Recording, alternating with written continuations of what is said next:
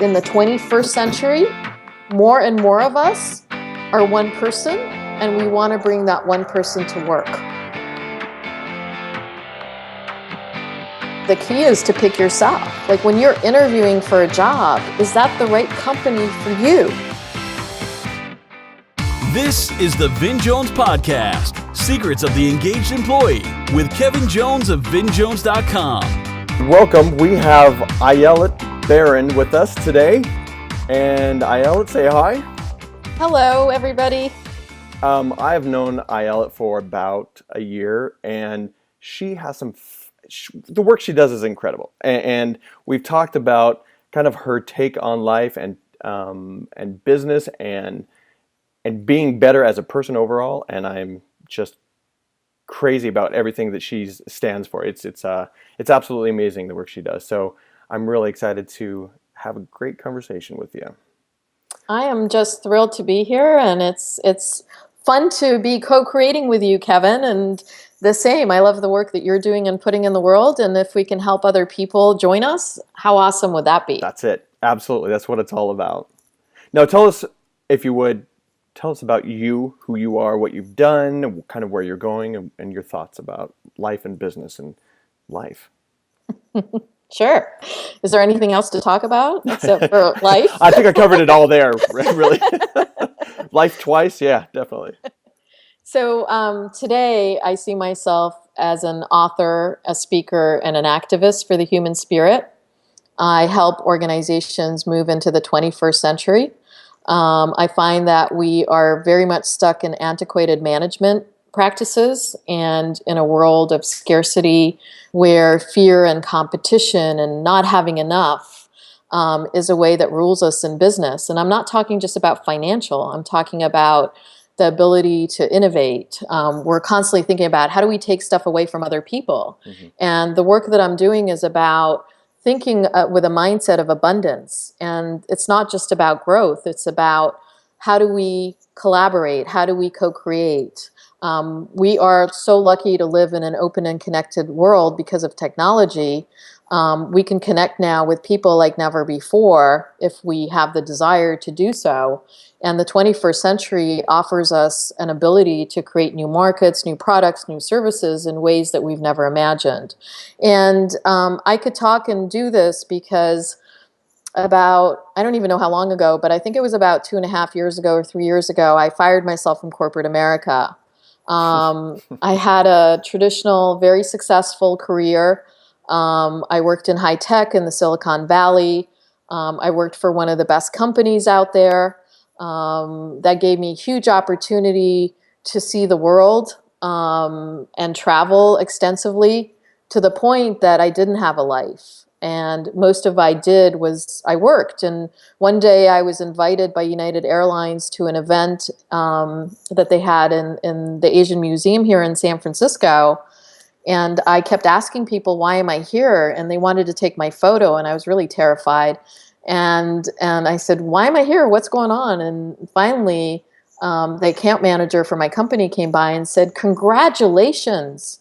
You're one of the top 100 flyers in the San Francisco Bay Area.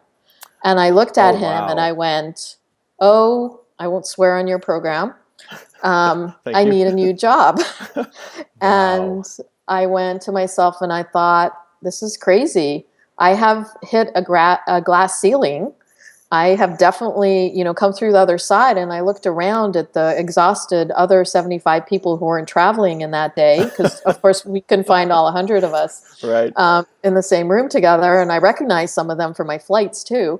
And I went, this is crazy. I need to really look at what I'm doing. And I was also very successful. I helped to take my company. I was the Chief Innovation and Strategy Officer for Canada at the time.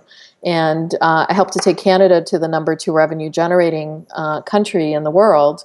And I thought, I'm going to leave on a high and really see what my life work is. So long answer, but that's who I am. And I am just feeling like we have so much work to do in the world, and I'm looking for more people to do the work with. So when you talked about growth specifically, and I get the feeling you're not talking about just regular growth that most companies or people would be talking about? When you talk about growth, what are you talking about?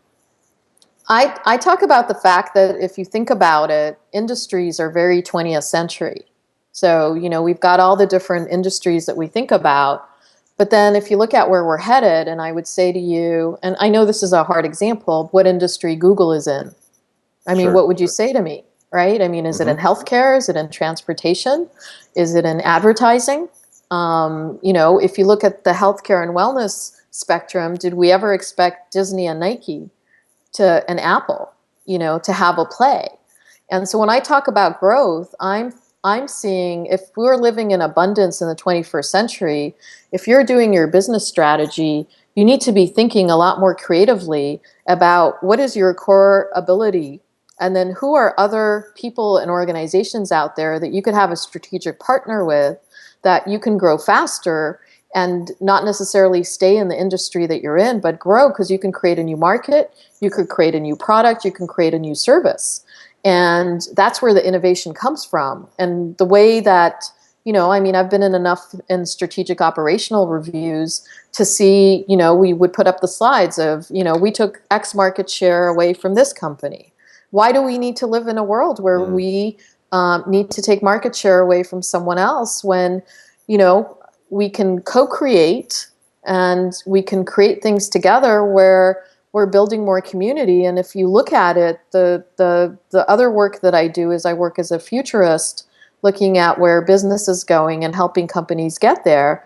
And everybody has lost it when it comes to millennials. Everybody's talking about, look at millennials. And yeah, millennials are very different, and we could have a whole different podcast just about that, because they're fascinating, and I personally love to work with them.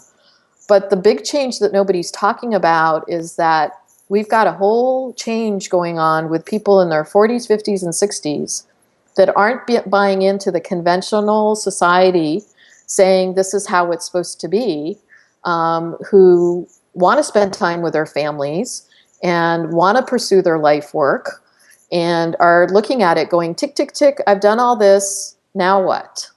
And that's a huge shift that companies aren't ready for. And the more I go and speak about this, the more people afterwards come up to me and say, you know what? I'm thinking about it. And think about it. We're living longer. Are we really going to retire? 65 is young. Right. Sure is. So all these shifts that are happening and the way we need to look at growth, I mean, we create all these functions like inclusion and diversity, which in the developed world is really important because we've got all this regulation. But, having worked in Africa and Latin America, we don't have all that regulation over there. And so when you think about it and you think about how do we bring the best people to work, I mean, we have a huge opportunity right now with women who I think have done a more important job. And I don't have children myself, but I have so much respect for women who've decided to raise their families. And I think, companies need to start thinking about how do we bring these women back in who have degrees, who have capability, and create programs to bring them back into the work environment, because they know a lot about leadership. They've raised kids, which is really, really tough. And their self-esteem, the way that we talk about it in society is that, oh, well, I've just raised kids. I'm not a business professional like you. And I'm like, holy, whatever. You've raised kids. Imagine what you could do in the workforce now in your mid 40s, 50s, and 60s. So I just see an abundance of opportunity in the world and a real need to shift our mindsets of how things are.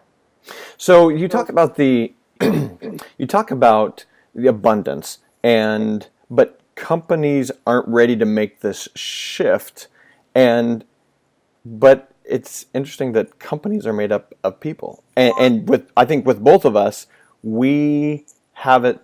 People come up to us all the time and say, "I get what you're talking about. I want to make that shift. I want to, either love what I'm doing or do something of absolute meaning rather than just, like you're saying, fly as much as I do, or maybe be with my family more, or whatever it is." So if companies aren't ready for it, but the people are, where's the disconnect in there, do you think? I think there are a lot of people hanging on to dear life because scarcity and fear is the only way they know how to manage. Mm-hmm. I mean, I get into, people start arguing with me because about abundance versus scarcity, and I'm not talking about money. I'm talking about Sure. opportunity and possibilities of what we can do and how we're trained.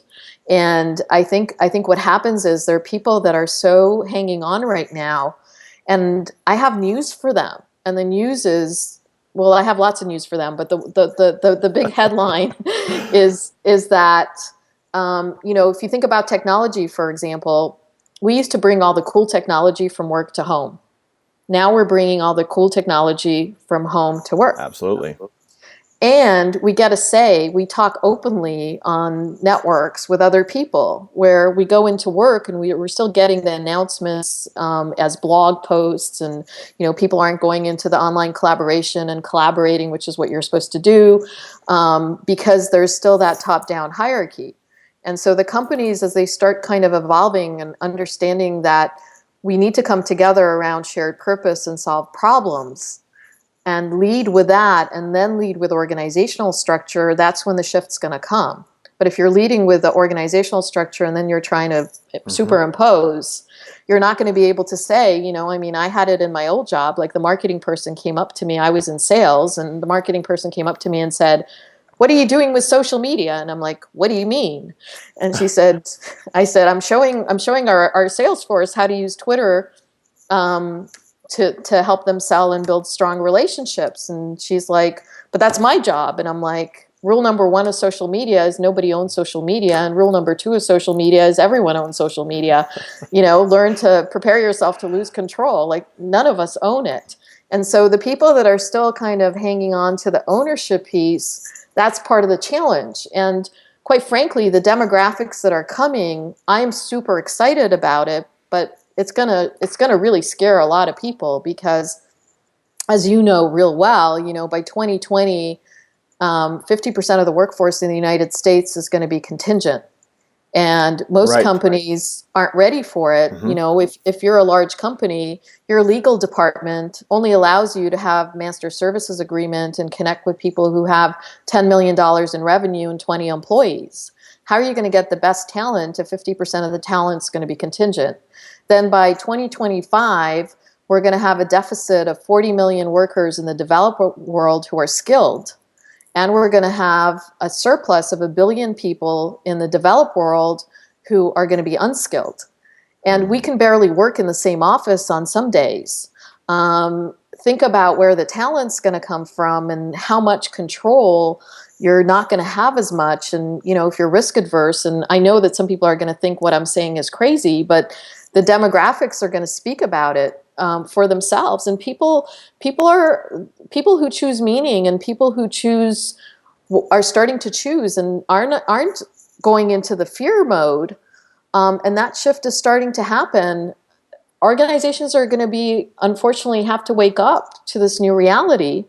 And some will not. Some will be happy and go along as they are, and the people will be happy to do that. But imagine a world where, we actually grow by finding independent people who are strategic partners. And I could tell you, for the last year, I just finished this engagement. I lived it.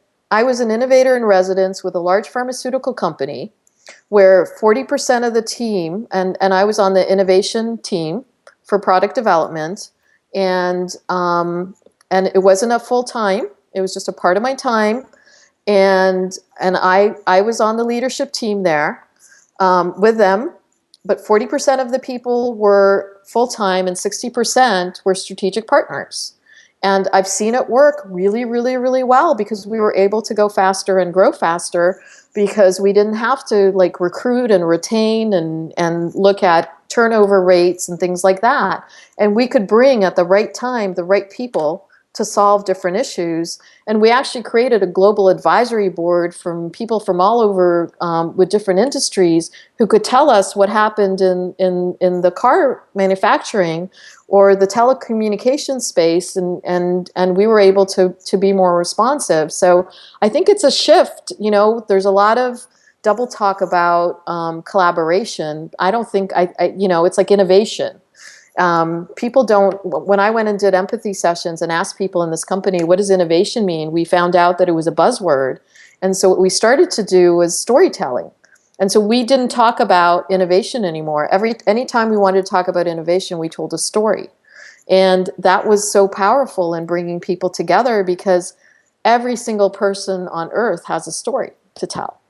And what a better way to have conversations instead of just mind-numbing ourselves with email, which are one way, to really bring in dialogue. So long answer to your question, but I think that, people do have a voice, and the more people find their voice and understand that it's life working, that work-life balance is a myth. It's a 20th century antiquated thing. Excellent, yes.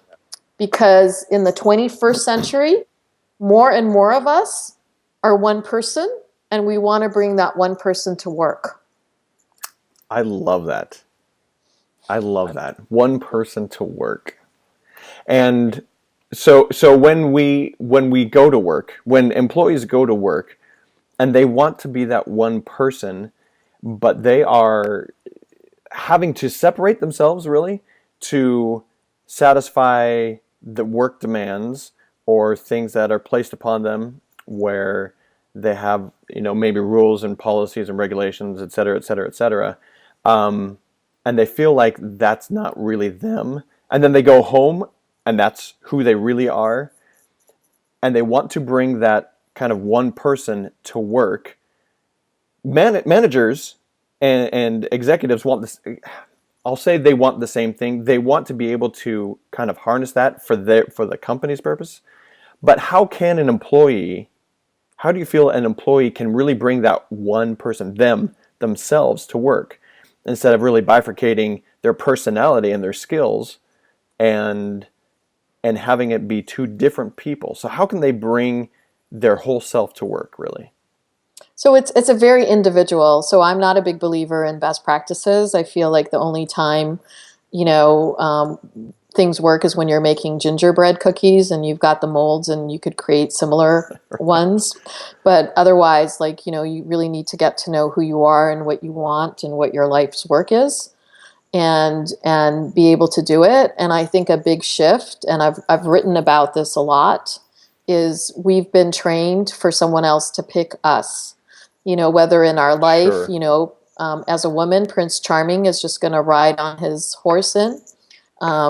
Should I give you my address so he comes in soon? But, we've been trained to wait for, Prince Charming in our personal lives, or the princess, or I don't know what you guys have been told.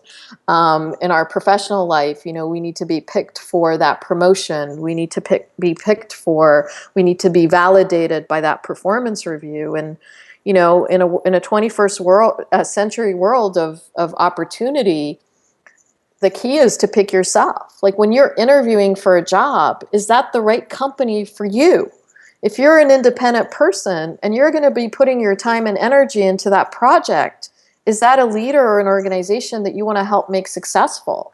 If I'm going to go do a talk for someone, which I do often, I talk to the people beforehand. I don't just show up and do a presentation. I learned about their culture and see what it is, and I pick based on what they're telling me.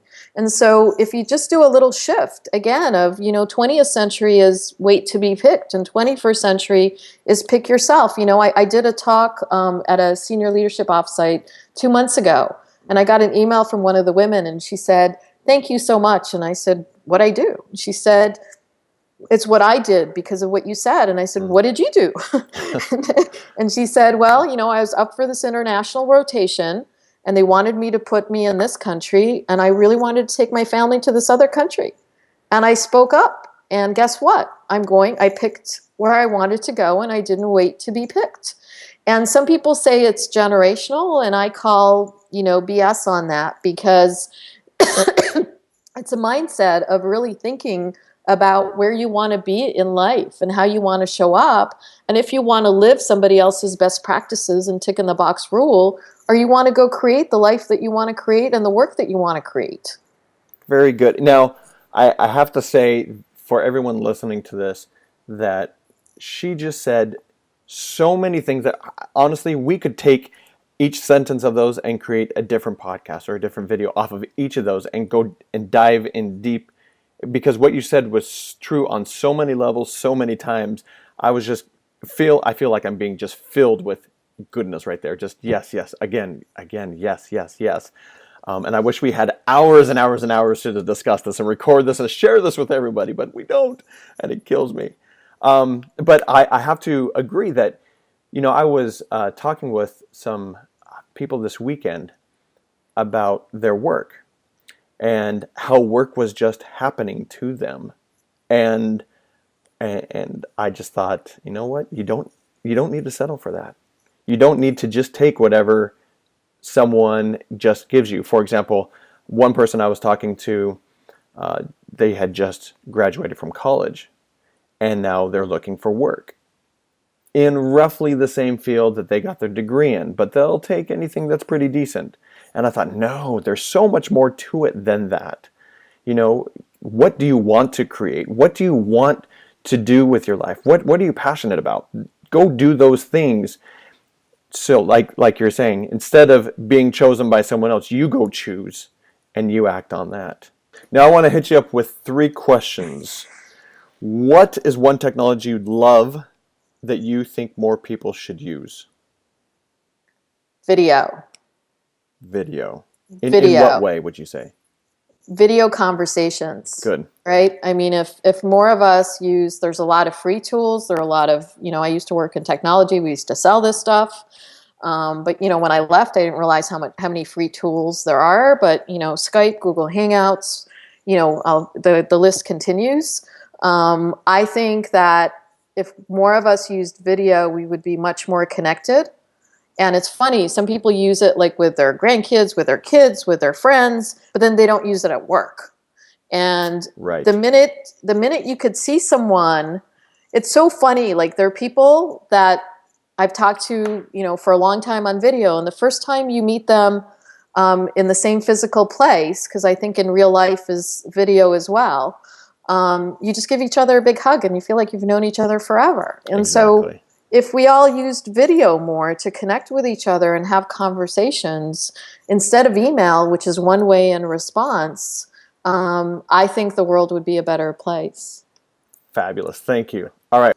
What have you been really passionate about lately? I've been passionate about life working. And so I'm working on a book right now. I'm writing a book called Business Common Sense, What's Old is New, that really looks at the 21st century organization and the enablers to it. And I'm dying to finish it so I could go work on my second book, which is all about life working. And I just co-authored an article with Jamie Anderson on life working, which is going to come out in the London School of Business Strategy Review. Such an honor in June. And I'm so passionate that more people could hear Jamie and my story about our journey to life working and could think about it themselves. Good. Excellent. Now, you recently had a huge aha moment for yourself that changed your life. Tell us about that. So in June, I got an invite from a friend of mine on my birthday that said, "Hey, I'm going to the Amazon rainforest. You should come with me." And I went, "I am not a jungle woman. What are you talking about?" And then the more I read about it, the more I learned about it. The trip was with Lynn Twist from the Pachamama Alliance. And Lynn had written a book called The Soul of Money. And I had just written an article called What's Your Enough on Huffington Post. And I started reading Lynn's book and seeing also that it's a trip about maternal health, which I'm very passionate on. I've been on a board and I just joined another board thanks to this trip around reducing child mortality. And I said, how could I not go?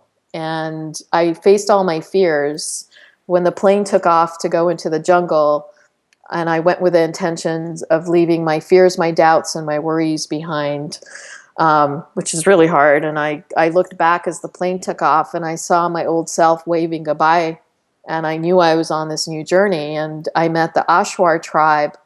And the women in the tribe, when the men go hunting and fishing and they take too much, they say to the men, they say, hey, they don't have refrigeration. There's no power out there. They have solar power that goes up for about an hour. And they say to them, what are you doing? Just take what you need. You're taking too much. And then when the Western people started coming to the forest and taking and taking and taking, the women went to the Western women and said, could you tell your men to take what they need? Because this is, the most biodiverse ecosystem in the world and the lung of the planet. And if you take too much, we're not going to be around, and your kids aren't going to be around forever. And it was a real aha moment of thinking about what is it, how do I live my enough, and how do I take what I need, and how do I help other people in organizations?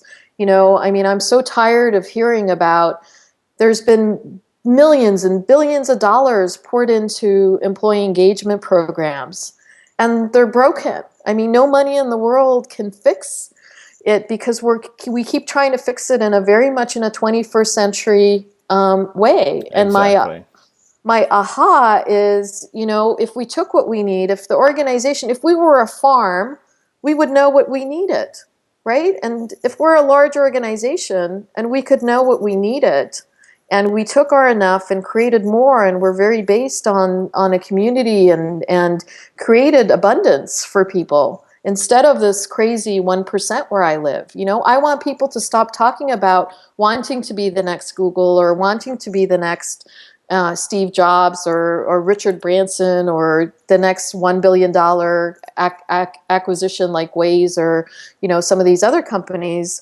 I want people, my aha is, I want people to just be happy to be who they are and bring it into the world and really connect. And if that makes me an anarchist, like, more power to that. But I think organizations could still be financially viable, and we would actually be better off because we would have people who are jumping out of bed every day and are happy to talk about what they're doing and creating in the world. And so for me, this is a time where I'm no longer focusing on everybody. I'm focusing on the creators, the makers, and the doers in the world, and hoping that we can make a difference together. Excellent. Wow. So great. Thank you so much. This has been a great conversation. You bring, really, there are so many things in there that, I wish we could just take forever to talk about, but so many gems. Now, if you would leave with us, what challenge can you give everyone that you think would improve their lives and improve their engagement in their work overall, and just, engagement in their life, really? Mm-hmm.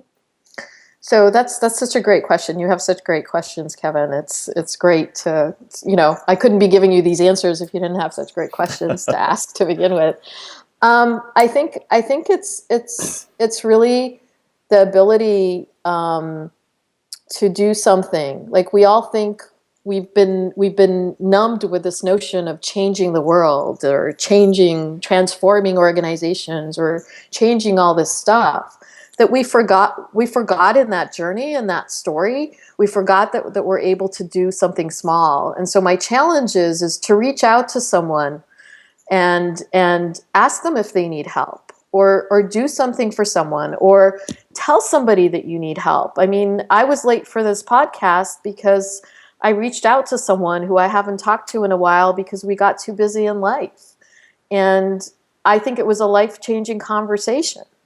And you just never, ever, ever know what somebody's going through. And, you don't have to have the 10 hours a week of volunteer work or to carve it out. But your life would be so better if you found someone and you said, how can I help you? What do you need? Right? And the most perceived successful people will stop and go, oh, like, I often ask people, how could the rest of us help you? What can we do for you? And that can be done not only personally, but also at work. I think a lot of people shy away from that at work, but it's so important to do that with the people you work with day in and day out as well, asking that question. Very good. Thank you so much. So if people wanted to learn more about you and your work and what you're doing and even join you, where do they go to find you? I'm everywhere. Google is my friend. My challenge is you have to know how to spell my name. There you go. Which is how? It's pronounced Ayelet, which you pronounce correctly, and it's Ayelet. Good. And my website is Ayelet Baron, AyeletBaron.com. You could Google me. You could find me on everywhere. On Twitter, I'm Ayelet B. You could find my email. I practice what I preach, and I'm very open with my work, and would love to hear from people and see how I could help. Yes, you are open about your work, and that's something that I really appreciate about you. Thank you. Thank you so much for your time. Thank you so much for having me. Look forward to future conversations and collaborations. Why spend 10 hours a day doing work you only tolerate? The more engaged your team is, the more productive they will be. These are the secrets to helping them love their work. Learn how to love your work and create an engaged workplace. Visit vinJones.com.